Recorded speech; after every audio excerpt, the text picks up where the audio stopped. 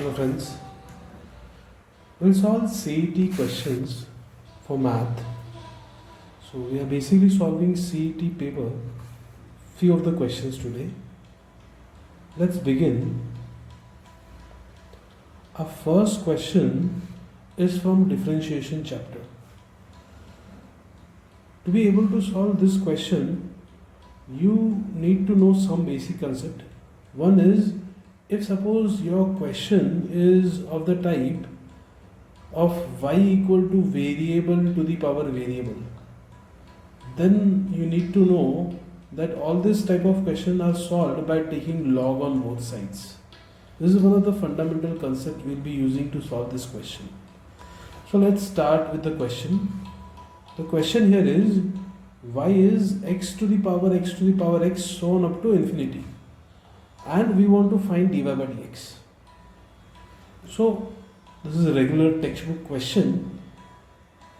Many of you will be aware that if a question is having y as x to the power up to infinity, leaving the first x, rest everything up to infinity, we just replace with y, right? This is the basic thing which we do in this question. So we get y as x to the power y. Now if you observe, RHS is variable to the power variable, and as we discussed, variable to the power variable, what we do is we take log on both sides, right? So if I take log on both sides, my question will be now log of y as log of x to the power y. Now as discussed, what we can do with power y, we can bring it down. So this will be y times log x, and left hand side will be log y only. Now if we differentiate, if I differentiate with respect to x, derivative log y will be 1 by y, and derivative y is dy by dx, basic chain rule. Right hand side, if you observe, it is nothing but y into log x, which is basic u into v concept we need to use.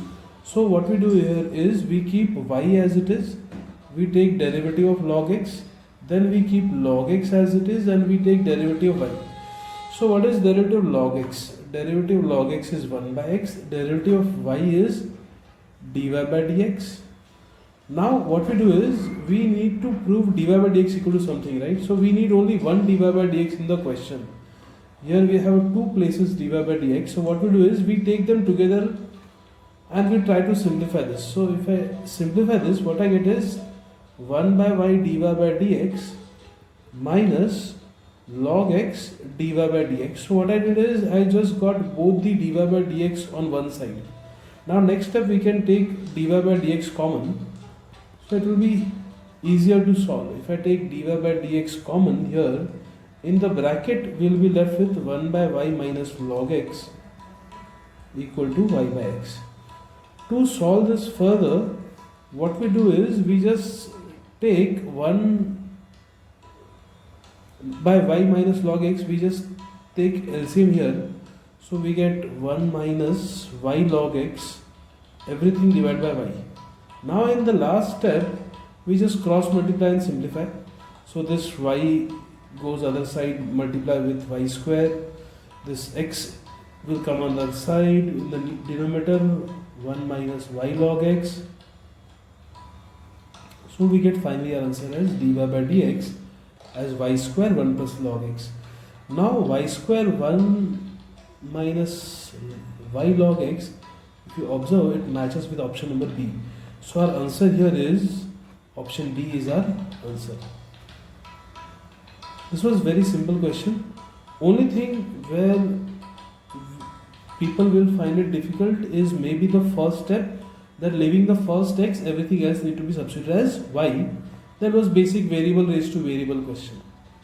Let's do the next question, question number 2. Now question number 2 here, I read the question first for you.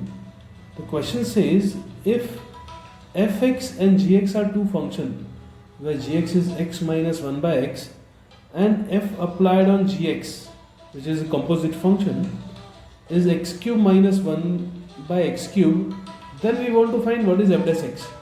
But observe here that we can find f dash x provided we know what is f of x, right? So here obviously the first thing is whatever information is given to us, we need to use to find f of x first. So let me write the question here first. We have been given FOG applied on x is given as x cube minus 1 by x cube. What I'll do here is I just write f in bracket g of x cube minus 1 by x cube. But what is g of x? G of x was mentioned in the question as x minus 1 by x.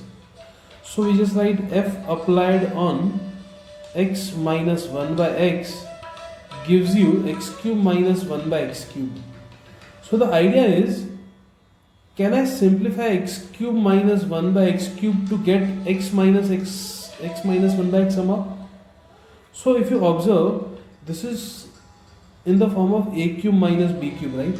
So I'll be using the concept a minus b, a square plus b square plus ab. I'll be using this formula to solve x cube minus 1 by x cube further. So what I can do next? I can write this as x minus 1 by x square plus 1 by x square plus x into 1 by x. So we use this basic a cube minus b cube formula. Here x and x is getting cancelled. So we are left with x minus 1 by x. So the idea now is, can I convert x square plus 1 by x square also in terms of x minus 1 by x in some way? Yes, we can. And that's where the difficulty lies. If you can think of the next step, that is x square plus 1 by x square can be written as x minus 1 by x the whole square plus 2. Okay, so this entire thing, as I replace x square plus 1 by x square with x minus 1 by x the whole square plus 2, that's the most interesting step in the entire problem. Plus this one as it is. We simplify a little bit. So we get x minus 1 by x as x minus 1 by x the whole square plus 3 here. So I got f of x minus 1 by x in terms of x minus 1 by x. So I just replace this capital X minus 1 by x with a small x. So what we get is, we get f of x as x square plus 3.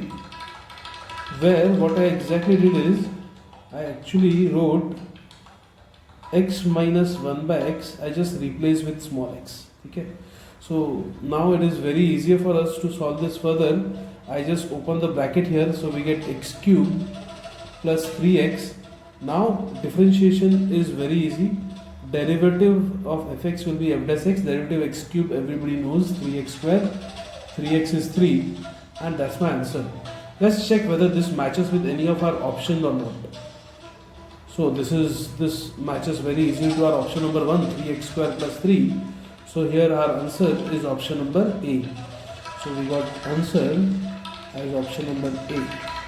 Now, what is the most difficult step in the entire problem is writing x square plus 1 by x square as x minus 1 by x the whole square plus 2. So the question is, will you be able to think of this kind of steps in the exam? If yes, then CET will be very easier for you. Otherwise, one need to make sure that you practice question involving this type of questions. Okay. So this was very good question. Let's go to the question number 3. The question number 3 is from continuity chapter, where we will be solving L'Hopital rule to solve this question. The question says the value of f of x at x equal to 0. The function is f of x equal to 2 power x minus 2 power minus x upon x is continuous at x equal to 0.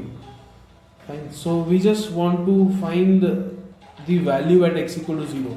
So we know that function is given in this format. F of x is given as 2 power x minus 2 power minus x upon x for x not equal to 0. And suppose for x equal to 0 the value is k.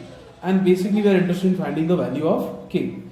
Nothing difficult here, since we know the function is continuous, is given in the question. We just have to apply L'Hopital rule. So applying L'Hopital rule, if I apply L'Hopital rule, Okay, so what we get here is we just take the derivative. So f dash x will be 2 power x log 2 minus 2 power minus x. Derivative of minus x will be minus 1 into log 2, and log 2 will be as it is. So derivative of x in the denominator is 1. Now what will happen is this minus and this minus will make it plus, and we have limit x tends to 0.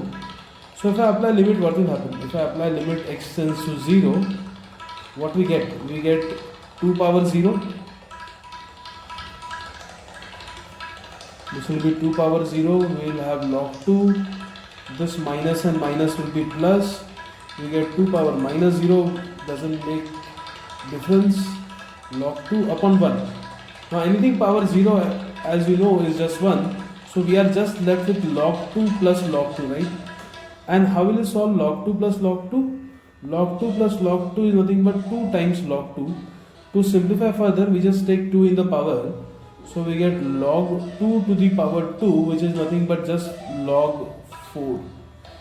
And I think that's my answer. Just observe, do we have any option as log 4? 0, log 2, 4. Log 4 is my option number D. So here answer, I got answer as option number D. Again, the basic concept we use here is to solve this quickly. We have applied L'Hopital rule. So basic question tha, basic concepts which we've used. Let's go to the next question. Next question is again little bit tricky. Let me ask you a question before we start this. Do you know what is limit x tends to 0? 1 by e to the power 1 by x will be. Okay. So if we apply limit, what we do here is I put value of x as 0. What is 1 by 0? 1 by 0 is infinity. So we get e to the power infinity. What will be e to the power infinity? Infinity. And what is 1 by infinity? 0. So the concept I'll be using is, whenever we get limit x tends to 0, 1 by e to the power 1 by x, I'll write it as 0. This is the basic concept I'll be using to solve this question. Now let me read question also for you. The question says the function e to the power 1 by x minus 1 by e to the power 1 by x plus 1 for x equal to 0. Which one of the following is correct? The limit does not exist. Limit is equal to 1. Limit exists and f of x is not continuous at x equal to 0, and f of x is continuous at x equal to 0. So the options are also need to be read very nicely to be able to understand what exactly to be done in this type of question. So as we discussed, I'll be just taking the limit here. Now since they are talking about limit continuous does not exist, so I'll take left hand limit and right hand limit. So what will be the left hand limit here? Left hand limit means limit x tends to 0 negative, right? So if I am talking about limit x tends to 0 negative, okay, we have e to the power 1 by x minus 1 upon e to the power 1 by x minus 1. What I'll do is I'll just substitute value of x as 0 minus h. So this will be limit h tends to 0. I just write e to the power 1 by 0 minus h minus 1. E to the power 1 by 0 minus h minus 1. So we get limit h tends to 0. We get 1 by minus h minus 1. So we need to understand here what to be done in this type of question. Okay, so this will be just e to the power minus 1 by h. We have minus in the numerator and plus in the denominator. Yeah, we have minus in the numerator and plus in the denominator. Okay, now if I apply the limit here, so what I can write here is, I can write this further as limit h tends to 0. Can I write 1 by e to the power 1 by h to make it positive? Minus 1 upon 1 by e to the power 1 by h plus 1. Okay, now as we have discussed, the value of 1 by e to the power 1 by h is going to be 0, right? So what I get finally? I get 0 minus 1 upon 0 plus 1, which is minus 1 upon 1. minus 1. So I got left hand limit as minus 1. Let's check what is right hand limit. To do right hand limit, what I'll do is I'll now replace our value of x with 0 plus h. Right? I just replace value of x with 0 plus h. So what we get here? We get limit h tends to 0, e to the power 1 by h minus 1, e to the power 1 by h minus 1. Now how plus 1? So what to do here further? Now what I do is, as I know that limit h tends to 0, 1 by e to the power 1 by h can be written as 0. So I need e to the power 1 by h in the denominator. So I divide both sides by e to the power 1 by h. I divide numerator and denominator both sides by e to the power 1 by h. And this actually gives me limit h tends to 0, 1 minus 1 by e to the power 1 by h upon, in the denominator also I get the same thing, but we have plus here. Fine, so this will be 1 by e to the power 1 by h. Now applying the formula, this will going to be 0. So what we are left with? We are just left with 1 upon 1. Basically 1 minus 0, 1 plus 0, which will give me 1 upon 1, which is 1. So what we got? We got left hand limit, which is minus 1. We got right hand limit, which is 1. So therefore left hand limit is not equal to right hand limit. So if left hand limit is not equal to right hand limit, what we can conclude? We can say the limit does not exist. Okay, let's check limit does not exist is which of my option. So let's read the options again. We have option A as limit does not exist. So my answer have to be limit does not exist. Option number A is our final answer. So my answer here will be option number A. Again, the basic concept we here use is this, that if left hand limit is equal to right hand limit, function is continuous. Plus the other important concept which we use here is limit h tends to 0, if I want to write 1 by e to the power 1 by h can be written as 0.